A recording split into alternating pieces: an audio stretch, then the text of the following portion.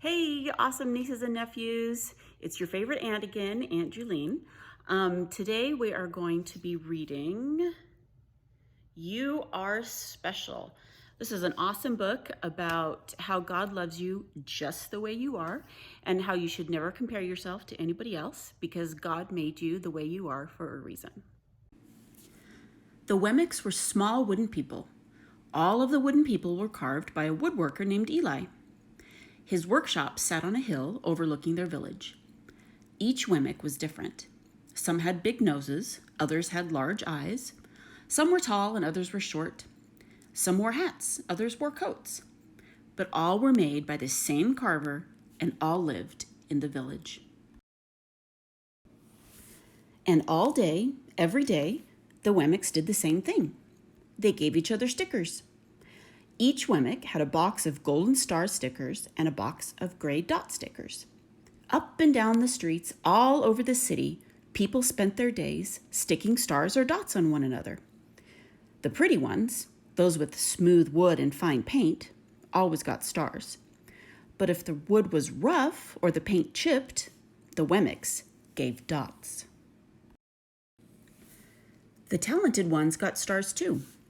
Some could lift big sticks high above their heads or jump over tall boxes. Still others knew big words or could sing pretty songs. Everyone gave them stars. Some Wemmicks had stars all over them. Every time they got a star, it made them feel so good. It made them want to do something else and get another star. Others, though, could do little. They got dots. Punchinello was one of these. He tried to jump high like the others, but he always fell. And when he fell, the others would gather around and give him dots. Sometimes when he fell, his wood got scratched, so the people would give him more dots. Then, when he would try to explain why he fell, he would say something silly, and the Wemmicks would give him more dots. After a while, he had so many dots that he didn't want to go outside. He was afraid he would do something dumb, such as forget his hat or step in the water, and then people would give him another dot. In fact, he had so many gray dots that some people would come up and give him one for no reason at all. He deserves lots of dots, the wooden people would agree with one another. He's not a good wooden person. After a while, Punchinello believed them. I'm not a good Wemmick, he would say. The few times he went outside, he hung around other Wemmicks who had lots of dots.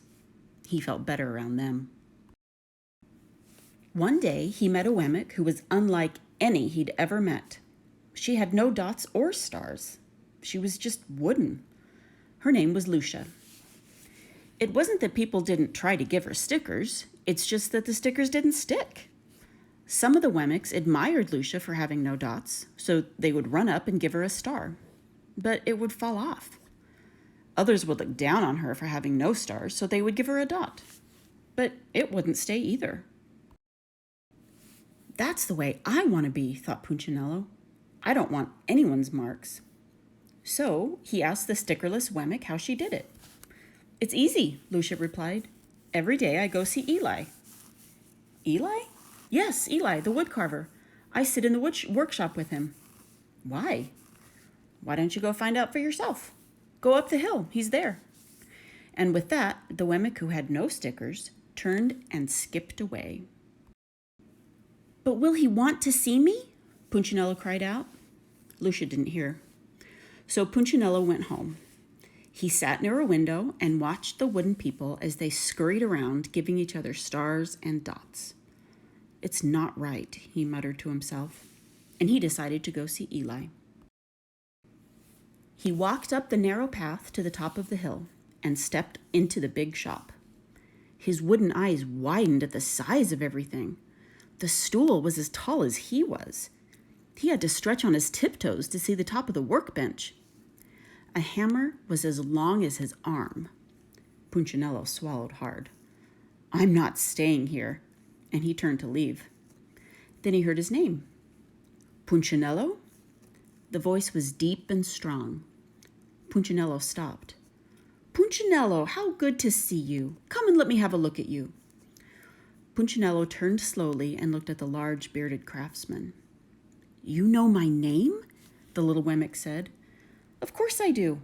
I made you. Eli stooped down and picked him up and set him on the bench. The maker spoke thoughtfully as they looked at the gray dots. Looks like you've been given some bad marks. I didn't mean to, Eli.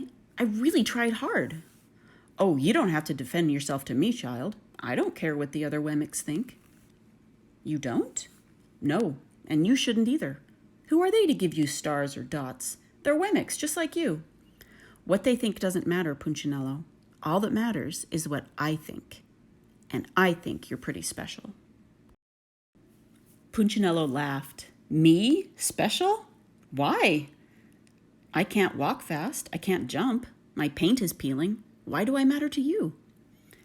Eli looked at Punchinello, put his hands on those small wooden shoulders, and spoke very slowly. Because you're mine. That's why you matter to me. Punchinello had never had anyone look at him like this, much less his maker.